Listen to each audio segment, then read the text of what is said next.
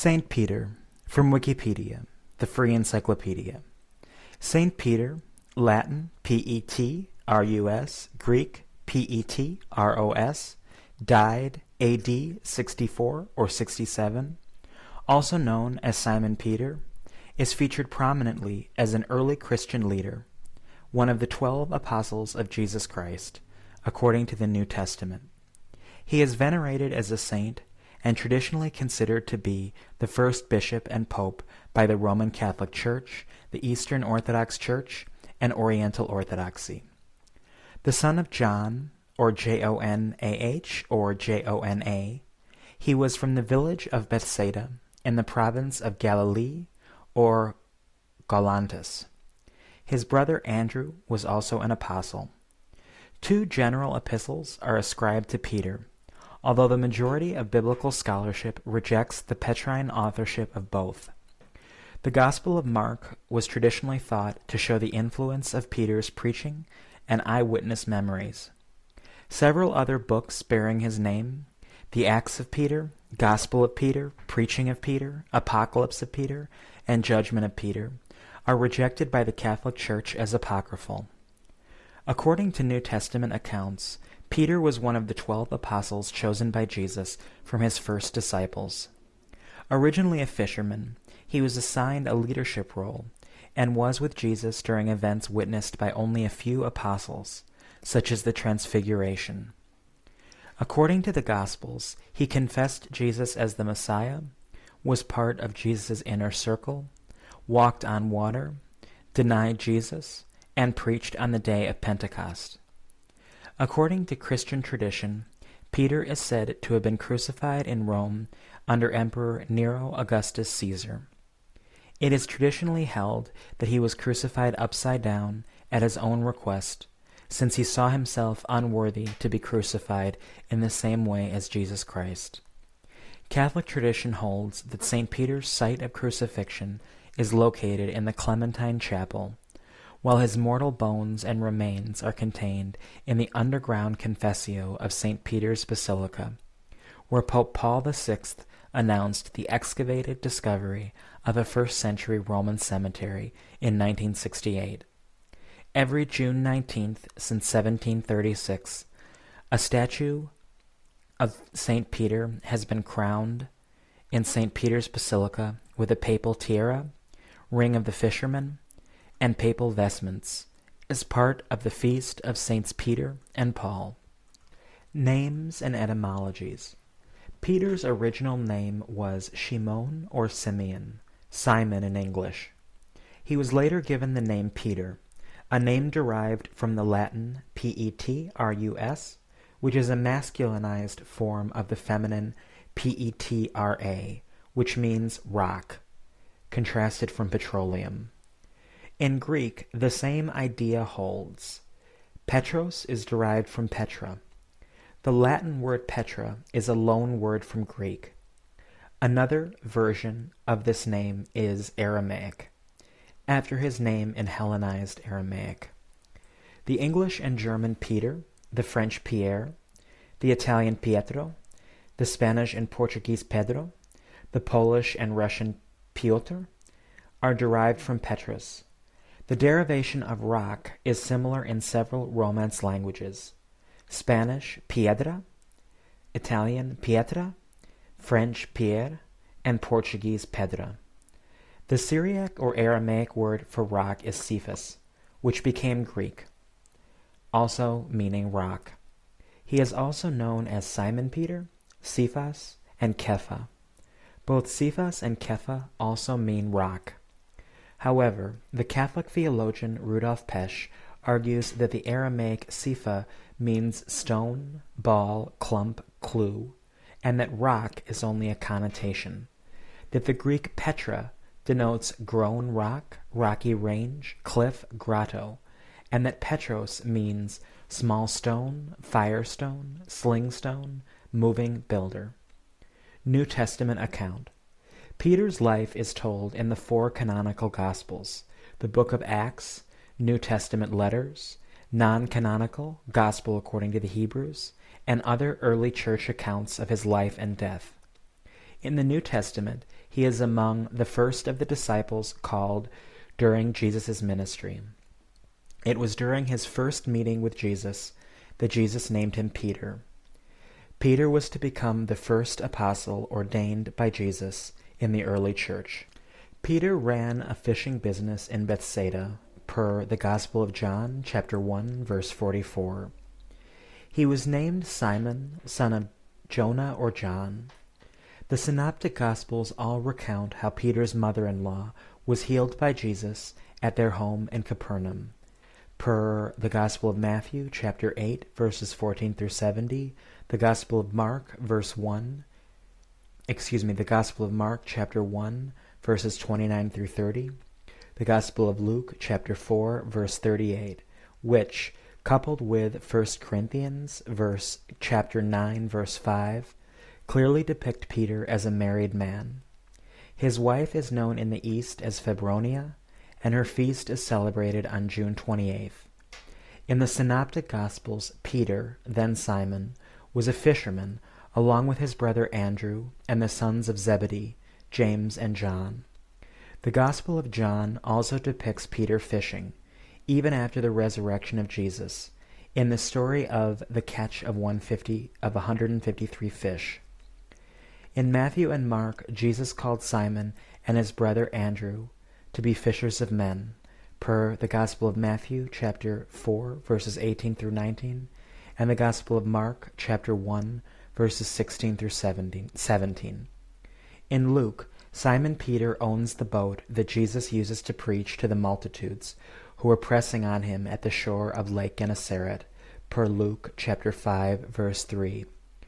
Jesus then amazes Simon and his companions James and John, Andrew is not mentioned, by telling them to lower their nets, whereupon they catch a huge number of fish. Immediately after this they follow him, per Luke chapter 5, verses 4 through 11. The Gospel of John gives a comparable account of the first disciples, per the Gospel of John chapter 1, verses 35 through 42. In John, we are told that it was 2 disciples of John the Baptist, Andrew and an unnamed disciple, who heard John the Baptist announce Jesus as the Lamb of God, and then followed Jesus. Andrew then went and fetched his brother Simon, saying, "We have found the Messiah," and then brought Simon to Jesus. 3 of the 4 canonical Gospels, Matthew, Mark, and John, recount the story of Jesus walking on water. Matthew additionally describes Peter walking on water for a moment, but beginning to sink when his faith wavered. At the beginning of the Last Supper, Jesus washed his disciples' feet.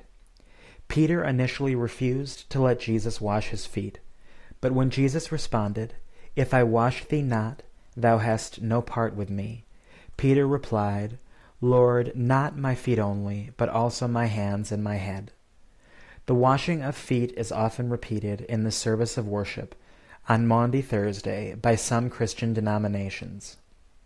The 3 Synoptic Gospels all mention that, when Jesus was arrested, one of his companions cut off the ear of a servant of the high priest. The Gospel of John also includes this event and names Peter as the swordsman and Malchus as the victim, per John chapter 18, verse 10.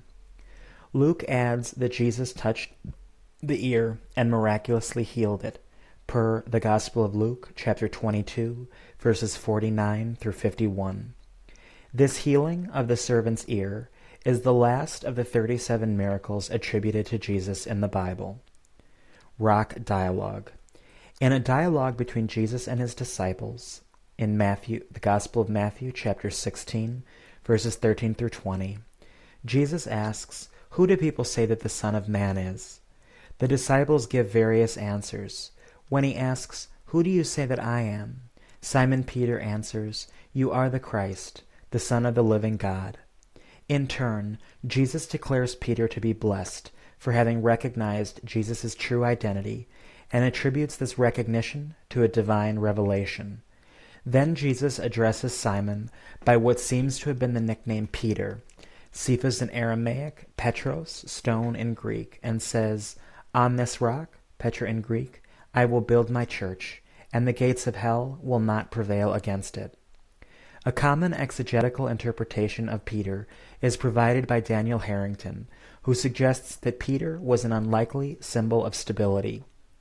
While he was one of the first disciples called and served as the spokesman for the group, Peter is also the exemplar of little faith in Matthew 14.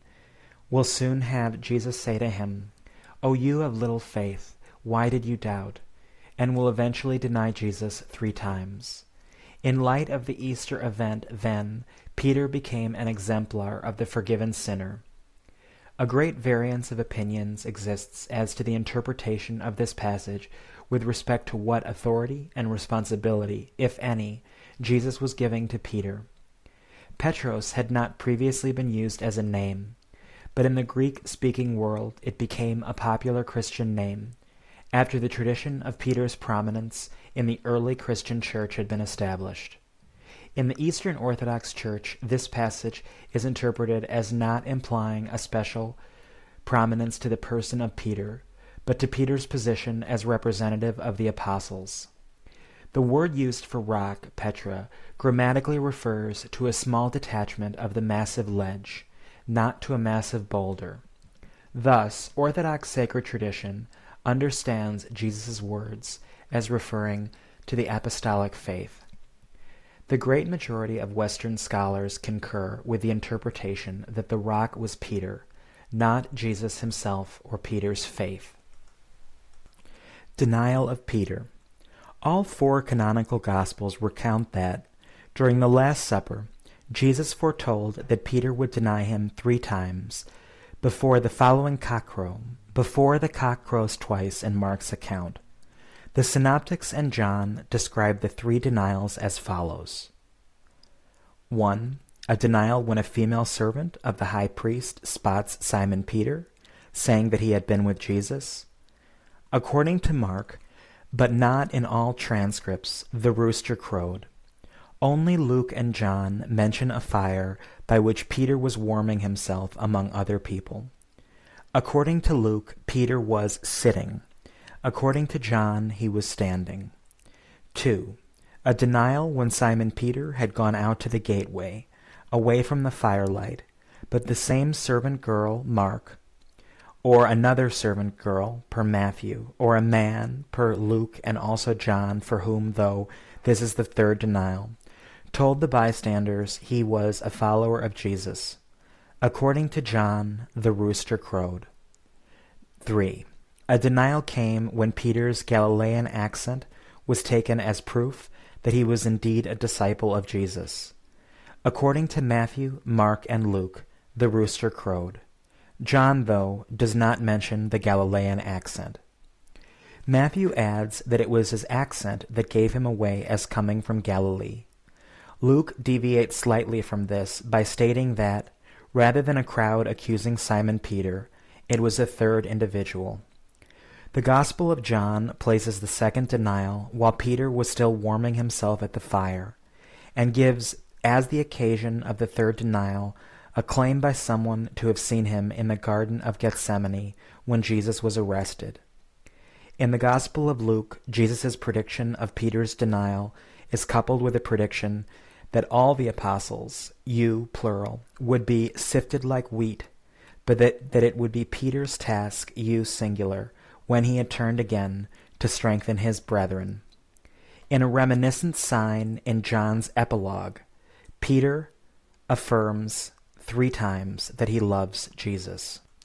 Resurrection appearances. In John's Gospel, Peter is the first to enter the empty tomb, although the women and the beloved disciple see it before him, per the Gospel of John, chapter 20, verses 1 through 9. In Luke's account, the women's report of the empty tomb is dismissed by the apostles, and Peter is the only one who goes to check for himself. In fact, he runs to the tomb. After seeing the grave clothes, he goes home, apparently without informing the other disciples, per the Gospel of Luke, chapter 24, verses 1 through 12. Paul's first epistle to the Corinthians contains a list of resurrection appearances of Jesus, the first of which is an appearance to Peter. Here Paul apparently follows an early tradition that Peter was the first to see the risen Christ, which, however, did not seem to have survived to the time when the Gospels were written. In the final chapter of the Gospel of John, Peter, in one of the resurrection appearances of Jesus, 3 times affirmed his love for Jesus, balancing his threefold denial, and Jesus reconfirmed Peter's position. Position among the apostles. Peter is listed first among the 12 apostles in the canonical Gospels and in the book of Acts, Acts chapter 1, verse 13. He is also frequently mentioned in the Gospels as forming with James the Elder and John a special group within the 12 apostles, present at incidents at which the others were not present, such as the transfiguration of Jesus. He often confesses his faith in Jesus as the Messiah. Peter is often depicted in the Gospels as spokesman of all the apostles. Catholics refer to him as chief of the apostles, as do Eastern Orthodox and the Oriental Orthodox. In Coptic Orthodox Church liturgy, he is once referred to as prominent or head among the apostles, a title shared with St. Paul in the text, the fraction of fast and feast of the apostles Peter and Paul in the Coptic Orthodox Church of Alexandria. Some, including the Orthodox churches, believe this is not the same as saying that the other apostles were under Peter's orders. In contrast, Jewish Christians are said to have argued that James the Just was the leader of the group. Some argue James was the Patriarch of Jerusalem, and that this position at times gave him privilege in some, but not all situations. The early church historian Eusebius, circa AD 325, records Clement of Alexandria, circa AD 190, as saying, "For they say that Peter and James and John, after the ascension of our Savior, as if also preferred by our Lord, strove not after honor, but chose James the Just, Bishop of Jerusalem." Paul affirms that Peter had the special charge of being apostle to the Jews, just as he, Paul, was apostle to the Gentiles. Role in the early church. The author of the Acts of the Apostles portrays Peter as an extremely important figure within the early Christian community, with Peter delivering a significant open-air sermon during Pentecost. According to the same book, Peter took the lead in selecting a replacement for Judas Iscariot, per Acts chapter 1, verse 15. He was twice arraigned, with John, before the Sanhedrin, and directly defied them, per Acts chapter 4, verses 7 through 22, and chapter 5, verses 8 through 42. He undertook a missionary journey to Lydda, Joppa, and Caesarea, per chapter 9, verses 32 through chapter 10, verse 2, becoming instrumental in the decision to evangelize the Gentiles. About halfway through, the Acts of the Apostles turns its attention away from Peter and to the activities of Paul, and the Bible is mostly silent on what occurred to Peter afterwards. John Vidmar writes, "Both Catholic and Protestant scholars agree that Peter had an authority that superseded that of the other apostles. Peter is their spokesman at several events. He conducts the election of Matthias, his opinion in the debate over converting Gentiles was crucial, etc." Acts chapter 12 tells how Peter was put into prison by King Herod, but was rescued by an angel. At the Council of Jerusalem, circa 50, the early church, Paul, and the leaders of the Jerusalem church met and decided to embrace Gentile converts. Acts portrays Peter as successfully opposing the Christian Pharisees who insisted on circumcision. Epistles. Peter, Cephas, is mentioned briefly in Paul's epistle to the Galatians, which mentions a trip by Paul to Jerusalem, where he meets Peter, Galatians 1, chapter 1, verse 18, and a trip by Cephas to Antioch, per Galatians chapter 2, verses 11 through 14, where Paul rebuked him for treating Gentile converts as inferior to Jewish Christians. See the incident at Antioch. Galatians is accepted as authentic by almost all scholars, So these are the earliest mentions of Peter to be written. Church tradition ascribes the epistles 1st and 2nd Peter to Apostle Peter, as does the text of 2nd Peter itself. 1st Peter implies the author is in Babylon, which has been held to be a coded reference to Rome. 1st Peter chapter 5 verse 13. Although Babylon was an important fortress city in Egypt, just north of today's Cairo, and this fact is combined with the greetings from Mark, 1 Peter chapter 5 verse 13, who is regarded as the founder of the Church of Alexandria, Egypt. Thus other scholars put the 1 Peter epistle to be written in Egypt. Most scholars regard both 1st and 2nd Peter as not having been authored by him, partly because other parts of the New Testament describe Peter as an illiterate fisherman. Accounts outside the New Testament. In a strong tradition of the early church, Peter is said to have founded the church in Rome with Paul, served as its bishop, authored 2 epistles, and then met martyrdom there along with Paul. However, the traditional Catholic interpretation that his role was analogous to that of later popes is questioned or rejected by many historians and by other Christian denominations. Antioch and Corinth. Later accounts expand on the brief biblical mention of his visit to Antioch.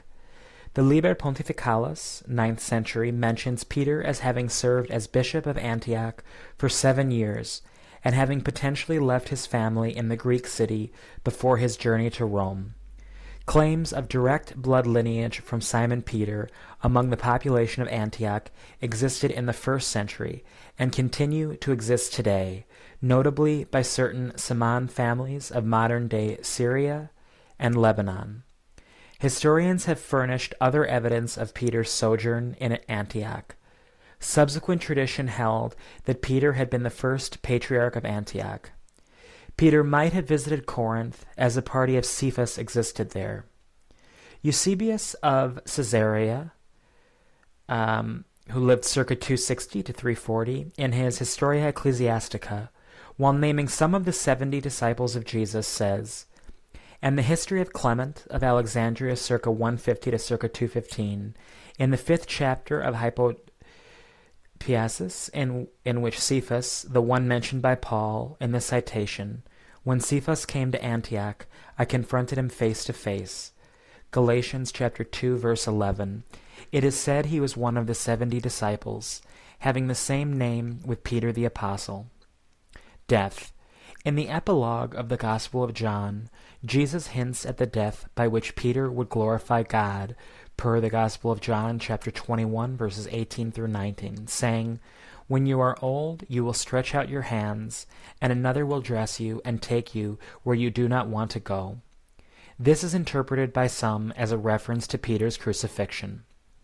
According to the 1911 Catholic Encyclopedia, St. Peter labored in Rome during the last portion of his life, and there his life was ended by martyrdom. The death of St. Peter is attested to by Tertullian at the end of the 2nd century and by Origen in Eusebius, Church History 3.1. Origen wrote, "Peter was crucified at Rome with his head downwards, as he himself had desired to suffer." This is why an upside-down cross is generally accepted as a symbol of Peter, who would not have considered himself worthy to die the same way as his Savior. Status. St. Clement of Rome identifies Peter and Paul as the outstanding heroes of the faith. Papias reported that the Gospel of Mark was based on Peter's memoirs, a tradition still accepted by some scholars today. Martyrdom. The mention in the New Testament of the death of Peter says that Jesus indicated its form by saying, "You will stretch out your hands, and someone else will dress you and lead you where you do not want to go." Early church tradition, as indicated below, says that Peter probably died by crucifixion, with arms outstretched, at the time of the Great Fire of Rome of the year 64.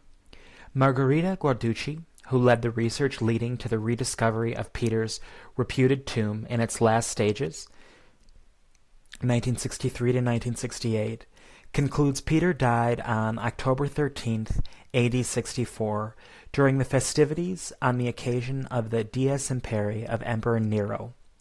This took place 3 months after the disastrous fire that destroyed Rome, for which the emperor wished to blame the Christians.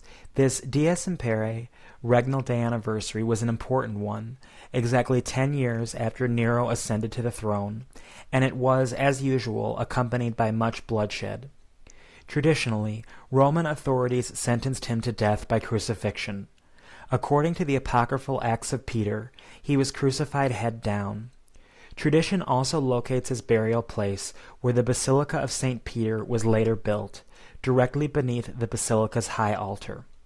Clement of Rome, in his letter to the Corinthians, chapter 5, written circa 80 through 98, speaks of Peter's martyrdom in the following terms: "Let us take the noble examples of our own generation. Through jealousy and envy, the greatest and most just pillars of the church were persecuted, and came even unto death. Peter, through unjust envy, endured not 1 or 2, but many labors, and at last, having delivered his testimony, departed unto the place of glory due to him." The apocryphal Acts of Peter is also thought to be the source for the tradition about the famous phrase QUO space VADIS space DOMINE question mark, which means, "Where are you going, Master?" According to the story, Peter, fleeing Rome to avoid execution, asked the question of a vision of Jesus, to which Jesus allegedly responded that he was going to Rome to be crucified again. On hearing this, Peter decided to return to the city to accept martyrdom. This story is commemorated in an Annibale Carracci painting. The church of Quo Vadis, near the catacombs of St. Callistus, contains a stone in which Jesus' footprints from this event are supposedly preserved, though this was apparently an ex voto from a pilgrim, and indeed a copy of the original, housed in the Basilica of St. Sebastian. The ancient historian Josephus describes how Roman soldiers would amuse themselves by crucifying criminals in different positions, and it is likely that this would have been known to the author of the Acts of Peter. The position attributed to Peter's crucifixion is thus plausible, either as having happened historically or as being an invention by the author of the Acts of Peter. Death after crucifixion head down is unlikely to be caused by suffocation, the usual cause of death in ordinary crucifixion.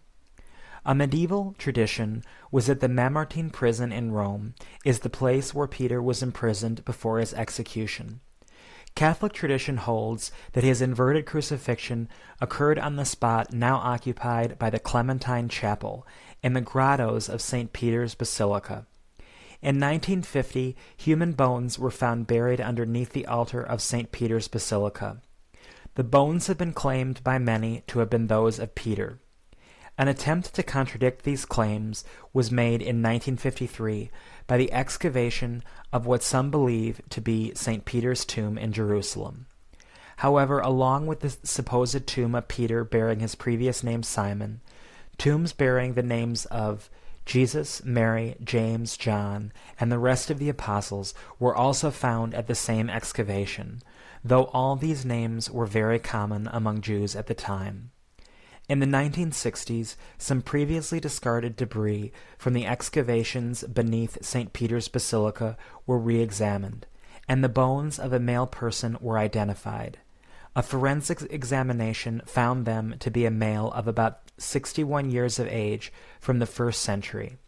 This caused Pope Paul VI in 1968 to announce them most likely to be the relics of Apostle Peter.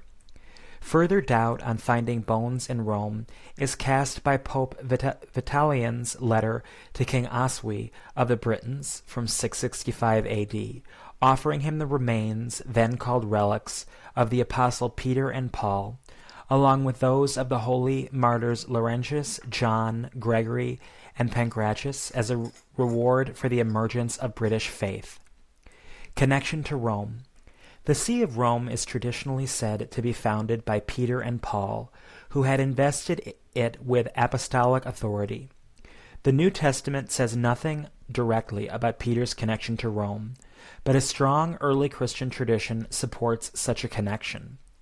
Presently, most Catholic and Protestant scholars, and many scholars in general, hold the view that Peter was martyred in Rome under Nero. However, some historians have challenged this traditional view of Peter's role in the early Roman Church. For instance, in 2009 and 2013, Otto Zwerlin concluded in two extensive critical studies that there is not a single piece of reliable literary evidence, and no archaeological evidence either, that Peter ever was in Rome.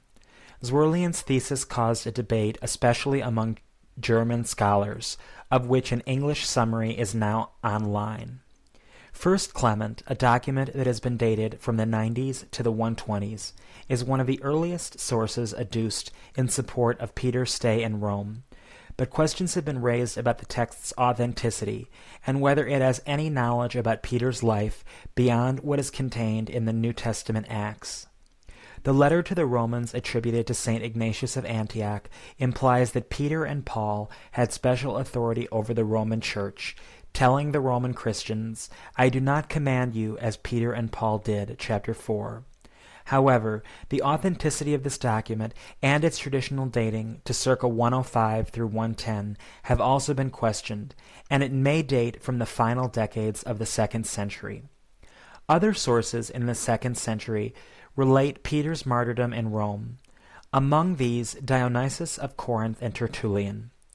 Later in the 2nd century, Irenaeus of Lyon believed that Peter and Paul had been the founders of the church in Rome, and had appointed Linus as bishop. In Against Heresies, Irenaeus wrote, "Since, however, it would be too long to enumerate in such a volume as this the succession of all the churches, we shall confound all those who, in whatever manner, whether through self-satisfaction or vainglory, or through blindness and wicked opinion, assemble other than where it is proper, by pointing out here the successions of the bishops of the greatest and most ancient church known to all, founded and organized at Rome by the two most glorious apostles, Peter and Paul, the church which has the tradition and the faith which comes down to us after having been authorized to men by the apostles. With that church, because of its superior origin, all the churches must agree, that is, all the faithful in the whole world, and it is in her that the faithful everywhere have maintained the apostolic tradition.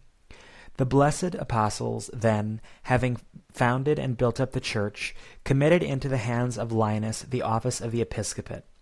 Of this Linus, Paul makes mention in the epistles to Timothy. To him succeeded Anacletus, and after him, in the 3rd place from the apostles, Clement was allotted the bishopric.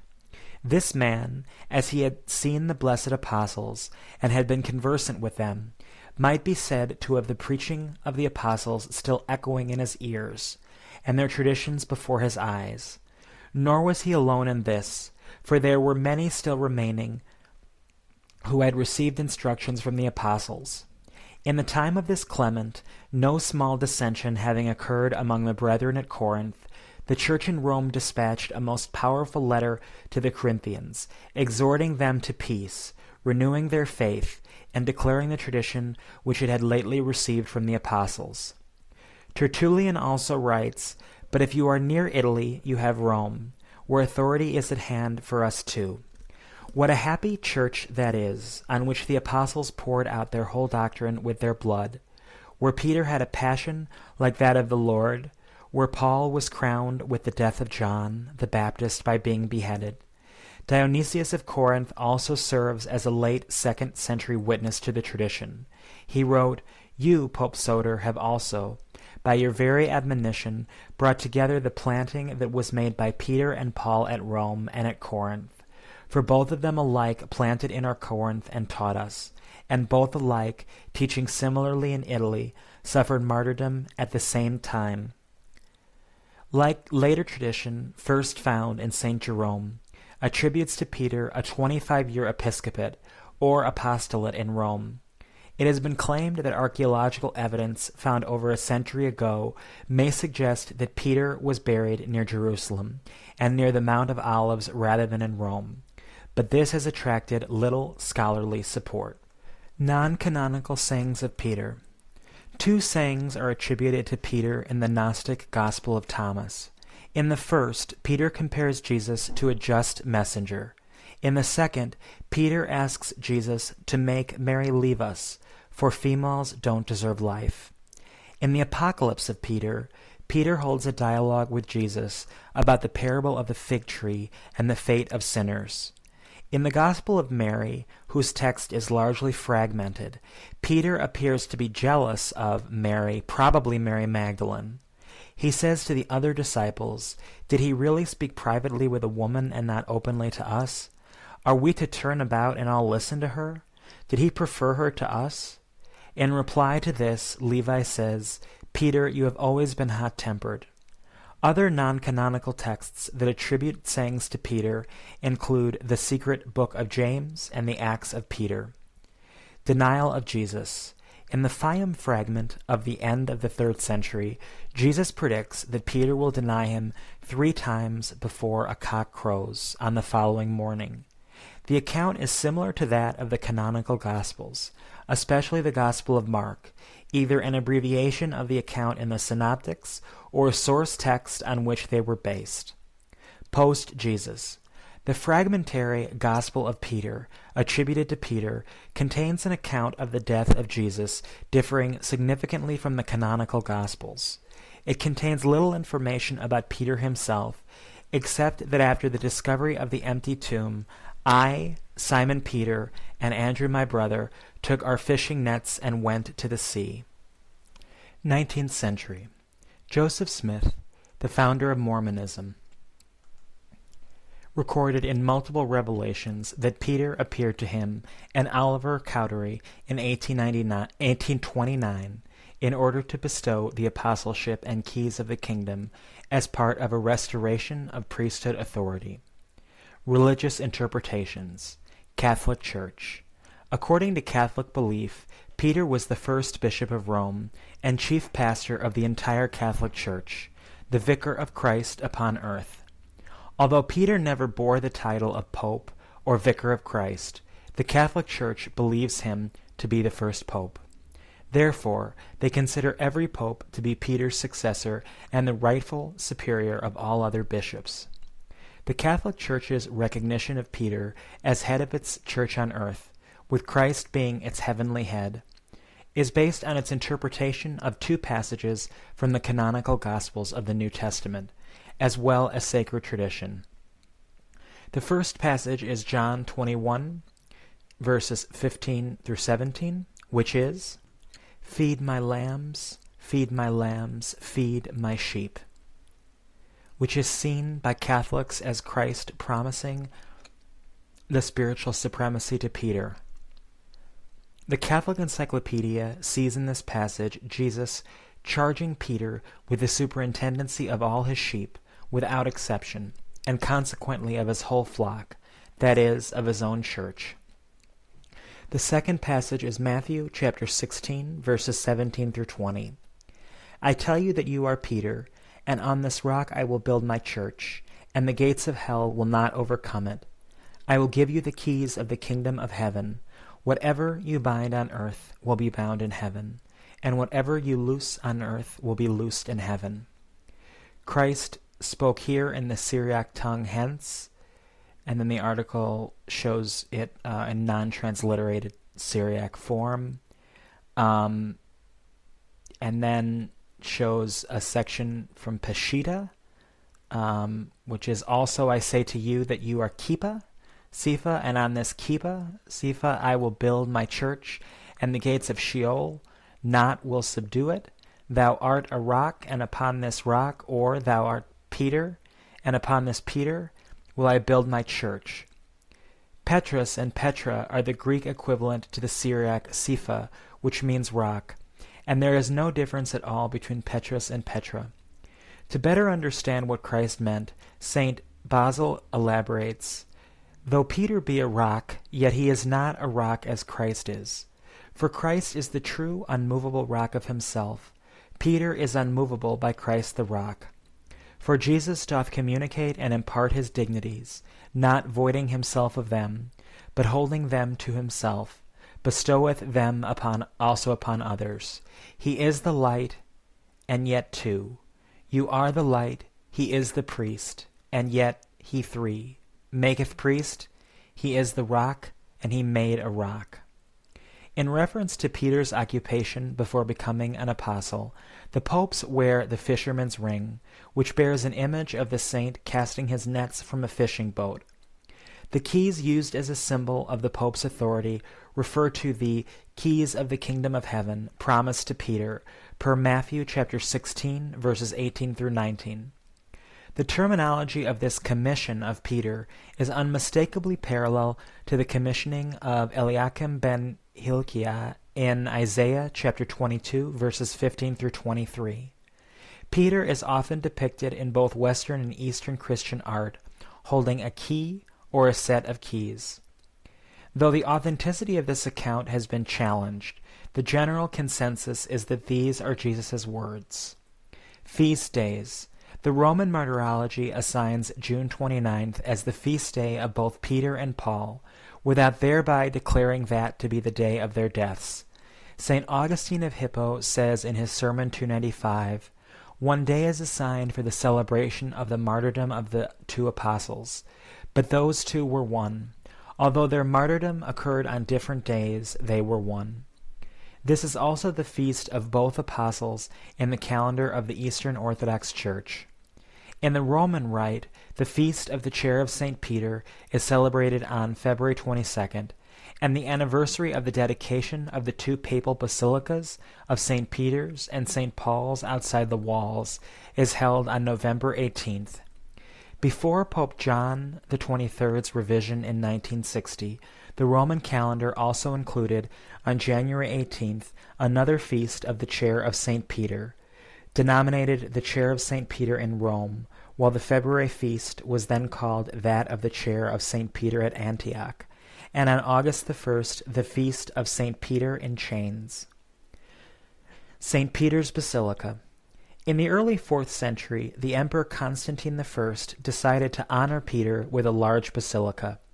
Because the precise location of Peter's burial was so firmly fixed in the belief of the Christians of Rome, the church to house the basilica had to be erected on a site that was not convenient to construction. The slope of the Vatican Hill had to be excavated, even though the church could much more easily have been built on level ground, only slightly to the south. There were also moral and legal issues, such as demolishing a cemetery to make room for the building. The focal point of the basilica, both in its original form and in its later complete reconstruction, is the altar located over what is said to be the point of Peter's burial. Protestants and other views. A major debate between Catholics and Protestants centers on Matthew 16:18, where Jesus tells Peter, "You are Peter, and on this rock I will build my church." Catholics interpret the verse as saying that Jesus would build his church on Peter, the apostle. The traditional Catholic interpretation has been that Jesus told Peter, rock, that he would build his church on this rock, Peter, and that Peter has made the shepherd of the apostolic flock, per the Gospel of John, chapter 21, verses 15 through 19. Hence their assertion of the primacy of the Roman pontiff. Meaning of rock. In the original Greek, the word translated as Peter is Petros, and that translated as rock is Petra, two words that, while not identical, give an impression of one of many times when Jesus used a play on words. Furthermore, since Jesus presumably spoke to Peter in their native Aramaic language, he would have used Kepha in both instances. The Peshitta text and the Old Syriac text use the word Kepha for Peter and rock in Matthew chapter 16, verse 18. John chapter 1, verse 42 says Jesus called Simon Cephas, as does Paul in some letters. He was instructed by Christ to strengthen his brethren, i.e. the apostles. Peter also had a leadership role in the early Christian church at Jerusalem, according to the Acts of the Apostles, chapters 1 through 2, 10 through 11, and 15. Early Catholic Latin and Greek writers, such as St. John Chrysostom, considered the foundation rock as applying to both Peter personally and his confession of faith, or the faith of his confession symbolically, as well as Christ's promise to apply more generally to his 12 apostles and the Church at large. This double-meaning interpretation is present in the current Catechism of the Catholic Church. Protestant counterclaims to the Catholic interpretation are largely based on the difference between the Greek words translated rock in the Matthean passage. In classical Attic Greek, Petros, masculine, generally meant pebble, while Petra, feminine, meant boulder or cliff. Accordingly, taking Peter's name to mean pebble, they argue that the rock in question cannot have been Peter, but something else, either Jesus himself or the faith in Jesus that Peter has professed. However, the New Testament was written in Koine Greek, not Attic Greek, and some authorities say no significant difference existed between the meanings of Petros and Petra. However, even though the feminine noun Petra is translated as rock in the phrase, "On this rock I will build my church," the word Petra is also used at 1 Corinthians chapter 10, verse 4, in describing Jesus Christ, which reads, "They all ate the same spiritual food and drank the same spiritual drink, for they drank from the spiritual rock that accompanied them, and that rock was Christ."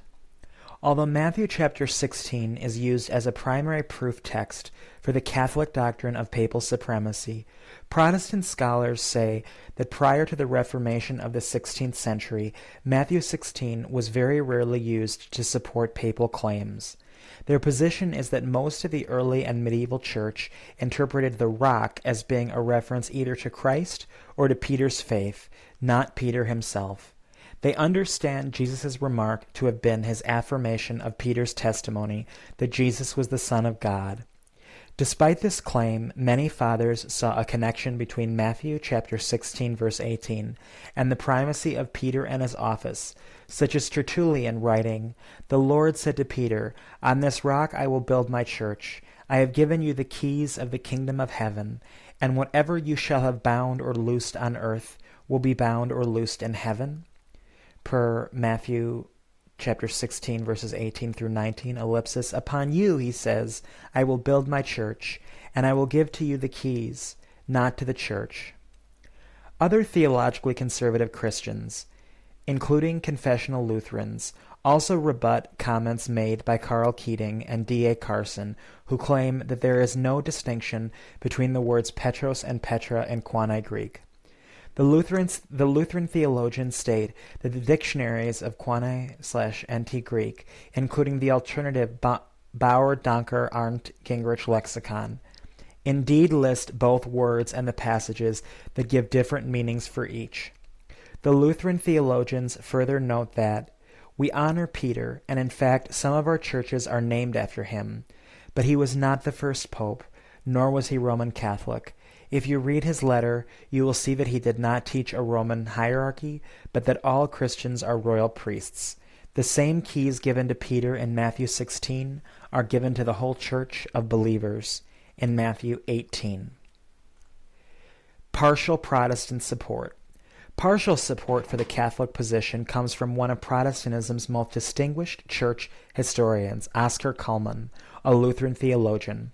He disagrees with Luther and the Protestant reformers who held that by rock Christ did not mean Peter, but meant either himself or the faith of his followers.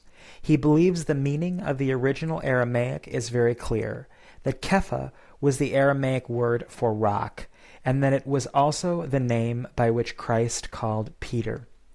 Yet Cullmann sharply rejects the Catholic claim that Peter began the papal succession.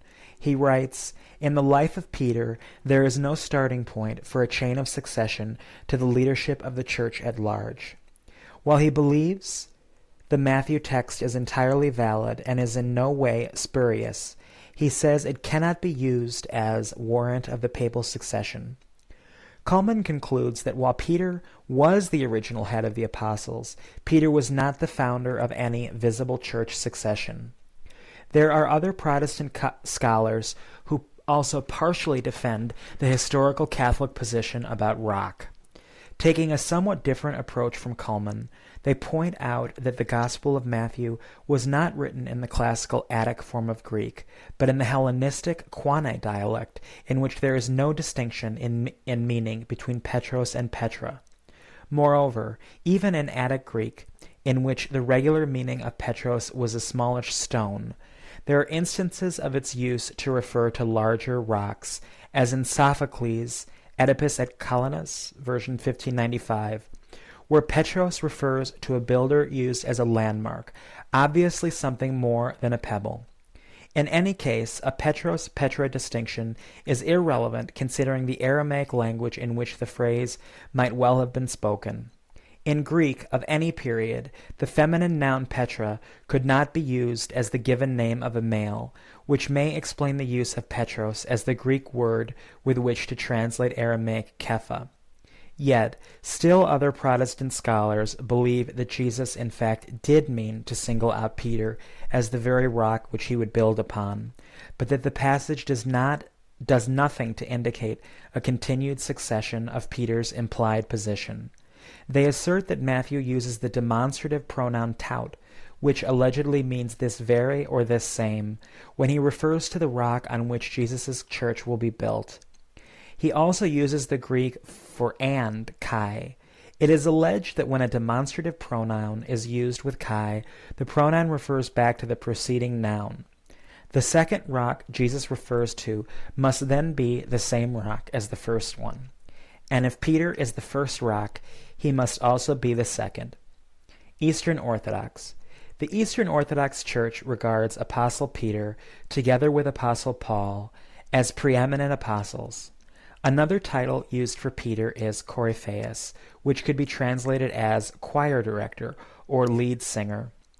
The Church recognizes Apostle Peter's leadership role in the early Church, especially in the very early days at Jerusalem, but does not consider him to have had any princely role over his fellow apostles. The New Testament is not seen by the Orthodox as supporting any extraordinary authority for Peter with regard to faith or morals. The Orthodox also hold that Peter did not act as leader at the Council of Jerusalem, but as merely one of a number who spoke. The final decision regarding the non-necessity of circumcision and certain prohibitions was spelled out by James, the brother of the Lord, though Catholics hold James merely reiterated and fleshed out what Peter had said regarding the latter's earlier divine revelation regarding the inclusion of Gentiles. Eastern and Oriental Orthodox do not recognize the Bishop of Rome as the successor of St. Peter, but the Ecumenical Patriarch of Constantinople sends a delegation each year to Rome to participate in the celebration of the feast of Saints Peter and Paul. In the Ravenna document of October 13, 2007, the representatives of the Eastern Orthodox Church agreed that Rome, as the church that presides in love, according to the phrase of St. Ignatius of Antioch, to the Romans Prologue, occupied the first place in the taxus, and that the Bishop of Rome was therefore the protus among the patriarchs, if the papacy unites with the Orthodox Church. They disagree, however, on the interpretation of the historical evidence from this era regarding the prerogatives of the Bishop of Rome as protos, a matter that was already understood in different ways in the first millennium. With regard to Jesus' words to Peter, "Thou art Peter, and upon this rock I will build my church," the Orthodox hold Christ is referring to the confession of faith, not the person of Peter as that upon which he will build the church. This is allegedly shown by the fact that the original Greek uses the feminine demonstrative pronoun when he says, "upon this rock," whereas, grammatically, if he had been referring to Peter, he would allegedly have used the masculine. This gender distinction argument is also held by some Protestants. Feast days. In the Orthodox daily office, every Thursday throughout the year is dedicated to the holy apostles, including St. Peter. There are also feast days in the year which are dedicated to him. First, June 29th, Feast of Saints Peter and Paul. This is a major feast day and is preceded by a period of Lenten fasting known as the Apostles' Fast. January 16th, veneration of the precious chains of the holy and all-glorious Apostle Peter, commemorating both the chains which Acts chapter 12, verses 1 through 11, says miraculously fell from him, and the chains in which he was held before his martyrdom by Nero. Orthodox Church. The fathers of the Syriac Orthodox Church tried to give a theological interpretation to the primacy of Apostle Peter. They were fully convinced of the unique office of Peter in the primitive Christian community. Ephraim, Aphrahad, and Maruthus, who were supposed to have been the best exponents of the early Syriac tradition, unequivocally acknowledged the office of Peter. The Syriac fathers, following the rabbinic tradition, called Jesus Kepha, for they see rock in the Old Testament as a messianic symbol. Yet the old Maronite Syriacs of Lebanon still refer to St. Peter as St. Simon the Generous, or Simon Karam. When Christ gave his own name Kepha to Simon, he was giving him participation in the person and office of Christ. Christ, who is the Kepha and shepherd, made Simon the chief shepherd in his place, and gave him the very name Kepha, and said that on Kepha he would build the church. Aphrahad shared the common Syriac tradition. For him, Kepha is in fact another name of Jesus, and Simon was given the right to share the name. The person who receives somebody else's name also obtains the rights of the person who bestows the name. Aphrahad makes the stone taken from Jordan a type of Peter. He wrote, "Jesus, son of Nun, set up the stones for a witness in Israel. Jesus our Savior called Simon Kepha Sarirto, and set him as the faithful witness among nations." Again he wrote in his commentary on Deuteronomy that Moses brought forth water from rock, Kepha, for the people, and Jesus sent Simon Kepha to carry his teachings among nations. God accepted him and made him the foundation of the church and called him Kepha. When he speaks about transfiguration of Christ, he calls him St. Peter, the foundation of the church. Ephraim also shared the same view. In the Armenian version of De Virginate records, Peter the Rock shunned honor. In Mimro of Ephraim, found in Holy Week liturgy, points to the importance of Peter. Both Aphrahad and Ephraim represent the authentic tradition of the Syrian Church. The different orders of liturgies used for sanctification of church building, marriage, ordination, etc., reveal that the primacy of Peter is a part of the living faith of the Church. New Apostolic Church. The New Apostolic Church, who believes in the re-established apostle ministry, sees Peter as the first chief apostle. Latter-day Saint movement. The Church of Jesus Christ of Latter-day Saints, LDS Church or Mormons, along with other sects of the Latter-day Saint movement, believe that Peter was the first leader of the early Christian church after the death and resurrection of Jesus Christ, but reject papal succession. In interpreting the Gospel of Matthew chapter 16 verses 13 through 19, the LDS Church has stated, "The things of God are known only by the power of his Spirit," and that which the world calls Mormonism is based upon the rock of revelation, and how could it be otherwise? Asked Elder Bruce R. McConkie of the Council of the 12. In his April 1981 General Conference address, he identified the rock of which Savior spoke as the rock of revelation. There is no other foundation upon which the Lord could build his church and kingdom. Revelation, pure, perfect revelation, this is the rock. Latter-day Saints believe that Peter, James, and John came from heaven and conferred the keys of the Melchizedek priesthood upon Joseph Smith and Oliver Cowdery in 1829 near Harmony Township, Susquehanna County, Pennsylvania, as part of the restoration of priesthood authority. Islamic literature. Muslims accept Jesus as a prophet of Islam. The Quran also speaks of Jesus' disciples, but does not mention their names, instead referring to them as helpers to the prophet of God. Muslim exegesis and Quran commentary, however, names them and includes Peter among the disciples. An old tradition, which involves the legend of Habib the carpenter, mentions that Jesus was one of the 3 disciples sent to Antioch to preach to the people there. Shia Muslims see a parallel in the figure of Peter to Ali at Muhammad's time.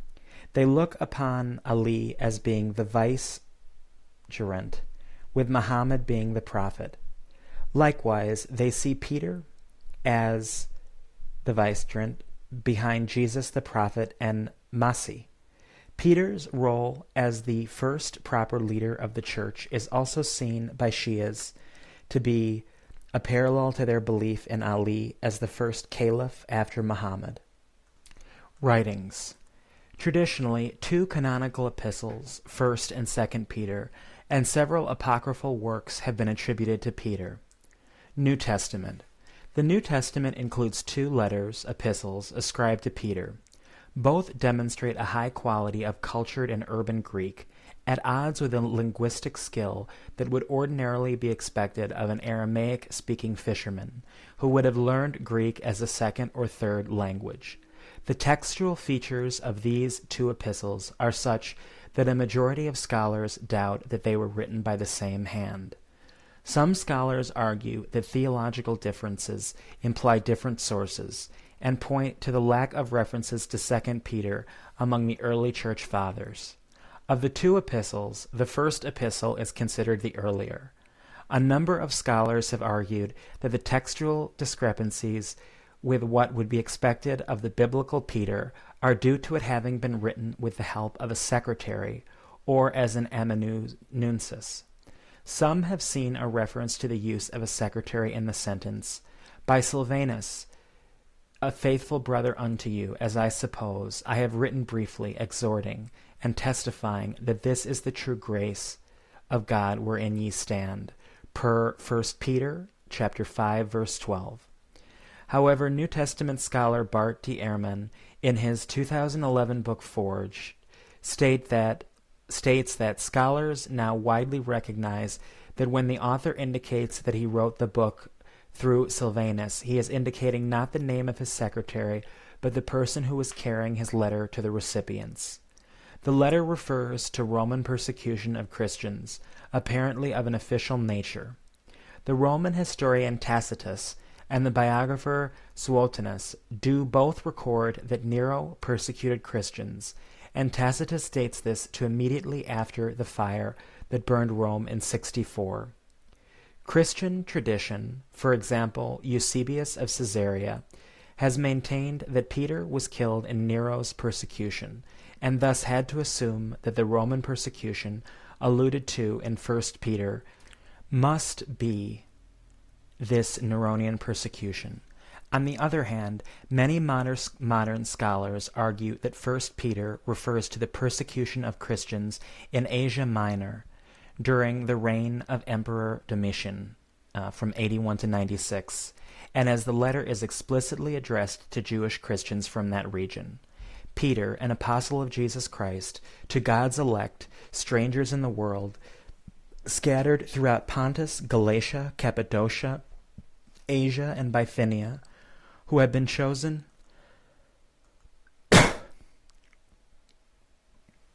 according to the foreknowledge of God the Father, through the sanctifying work of the Spirit, for obedience to Jesus Christ and sprinkling by his blood.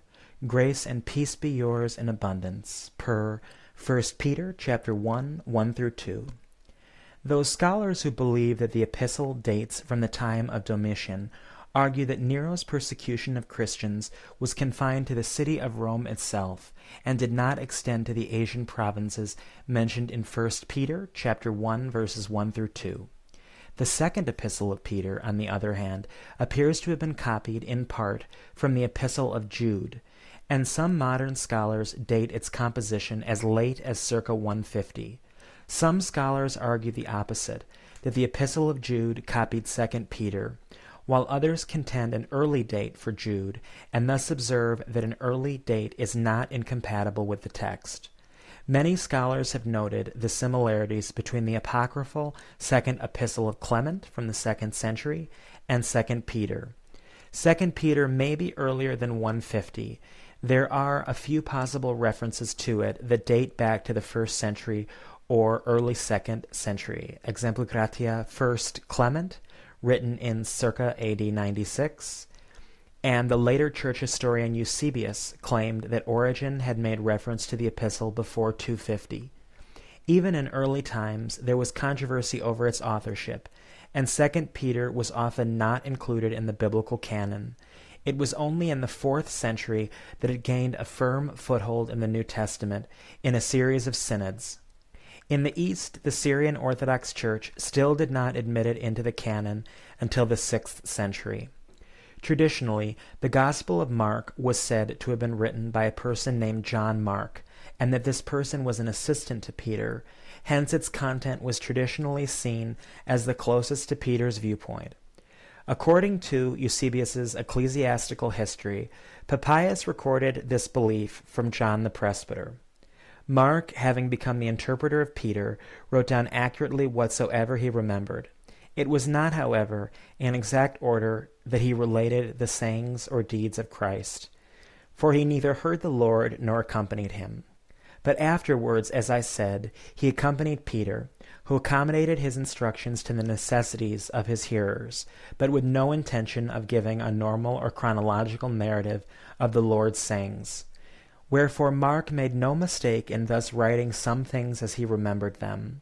For of one thing he took especial care, not to omit anything he had heard, and not to put anything fictional into the statements. Also Irenaeus wrote about this tradition. After their, Peter and Paul's passing, Mark also, the disciple and interpreter of Peter, transmitted to us in writing the things preached by Peter. Based on these quotes and on the Christian tradition, the information in Mark's Gospel about St. Peter would be based on eyewitness material. It should be noted, however, that some scholars, for differing reasons, dispute the attribution of the Gospel of Mark to its traditional author. The Gospel itself is anonymous, and the above passages are the oldest surviving written testimony to its authorship. Pseudepigraphia and Apocrypha. There are also a number of other apocryphal writings not recognized by the Church that have been either attributed to or written about St. Peter.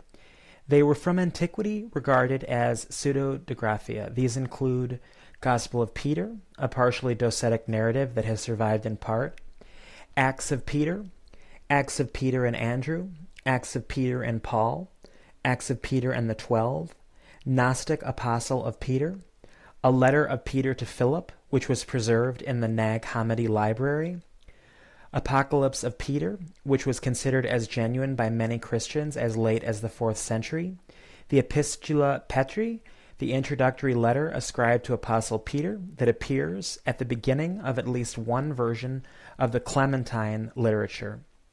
Iconography. The earliest portrait of St. Peter dates back to the 4th century and was located in 2010. In traditional iconography, Peter has been shown very consistently since early Christian art as an oldish, thick-set man with a slightly combative face and a short beard, and usually white hair, sometimes balding. He thus contrasts with St. Paul, who is bald except at the sides, with a longer beard and often black hair, and thinner in the face. One exception to this is in Anglo-Saxon art, where he typically lacks a beard. Both Peter and Paul are shown thus as early as the 4th century catacombs of Marcellinus and Peter in Rome. Later in the Middle Ages, his attribute is one or two large keys in his hand or hanging from his belt, first seen in the early 8th century. More than many medieval attributes, this continued to be depicted in the Renaissance and afterwards. By the 15th century, Peter is more likely to be bald on the top of his head in the Western Church, but he continues to have a good head of hair in Orthodox icons. The depiction of St. Peter as literally the keeper of the gates of heaven, popular with modern cartoonists, see next section, is not found in traditional religious art, but Peter usually heads groups of saints flanking God in heaven, on the right side, viewers left, of God. Narrative images of Peter include several scenes from the life of Christ, where he is mentioned in the Gospels, and he is often identifiable in scenes where his presence is not specifically mentioned. Usually he stands nearest to Christ. In particular, depictions of the arrest of Christ usually include Peter cutting off the ear of one of the soldiers. Scenes without Jesus include his distinctive martyrdom, his rescue from prison, and sometimes his trial. In the Counter-Reformation scenes of Peter, hearing the cock crow for the third time became popular, as a representation of repentance, and hence the Catholic sacrament of confession or repentance. Popular culture. Over the years, St. Peter has evolved into a stock character that is now widely used in jokes, cartoons, comedies, dramas, and plays. Such characters almost all play upon Peter's role as the keeper of the keys of the kingdom of heaven in the Gospel of Matthew chapter 16, verse 19, on the basis of which he is often depicted as an elderly, bearded man who sits at the pearly gates that serve as heaven's main entrance, often portrayed as a sort of hotel-style doorman/bouncer who personally interviews prospective entrants into heaven, often seated behind a desk or standing at a lectern. He usually has a big book in which the names of the saved are written. The interjection, "for Peter's sake," a play on the "for," open bracket, insert name of revered figure, close bracket, sake, snow clone, is believed to be a reference to St. Peter. Patronage. And then there's a chart. St. Peter is the patronage of the following workers: bakers, bridge builders, butchers, fishermen, harvesters, cordwainers, horologists, locksmiths, cobblers, masons, net makers, shipwrights, and stationers. He is a patron saint called for aid in frenzy, foot problems, fever, and longevity. He is a patron saint of the following institutions: the Papacy, Bath Abbey, Berchtesgaden Provosty, Bishop Cotton Boys' School, Bangalore, Exeter College, Oxford, Universalist Church, Peterhouse, Cambridge, St. Peter's College, Oxford, St. Peter's College, Auckland, St. Peter's College, New Jersey, and St. Peter's School, New York. St. Peter is the patron saint of the following churches and cathedrals: the Papal Basilica of St. Peter in Vatican City, York Minster, and then there is a Wikipedia link to a list of churches dedicated to St. Peter. St. Peter is the patron saint of the following locations: Beerzebuga, Bremen, San Pedro, San Pablo City, Worms, Calatrava, Chartres, Chimbote, Calbayog City, Cologne, Dravo, Dunajska Streda, Hinton on the Green, Ivok i Sveti Petar, Jackson, Kopenek, Las Vegas, Leuven, Leiden, Lessine, Marilau, Marquette, Moisac, Naumburg, Obermarsburg, Peterburg, Philadelphia, Poznan, Providence, Pubnico, Regensburg, Rome, Povoa de Varzim, St. Petersburg, St. Pierre y Miquelon, San Pedro Laguna, San Pedro Saloma, Scranton, Sextial Municipality, Sunderland, Sintra, St. Pietres Road, Tielt, Toa Baja, Trier, and Umbria. Holy relics. Pope Vitialan sent filings from Apostle Peter's chain to Oswy, king of Northumbria, in the 7th century. Peter's remains continue to be subject of investigation, but his tomb is located under St. Peter's Basilica in the Vatican. This was announced by Pope Pius XII on Christmas Day in 1950 after years of painstaking research. Revisionist views. Many Protestant scholars accept the traditional story of Peter's martyrdom in Rome. Some Protestants, however, have rejected Peter's martyrdom as a later invention, arguing that evidence of Peter exists only in biblical accounts. It has also been claimed that there was a serious division between Peter's Jewish Christian party and Paul's Hellenizing party, seen in, e.g., the incident at Antioch, which later Christian accounts have downplayed. Another revisionist view was developed by supporters of the Christ myth theory, which holds that the figure of Peter is largely a development from some mythological doorkeeper figures. According to Arthur Drews and G.A. Wells, if there were a historical Peter, then all that is known about him is the brief mentions in Galatians.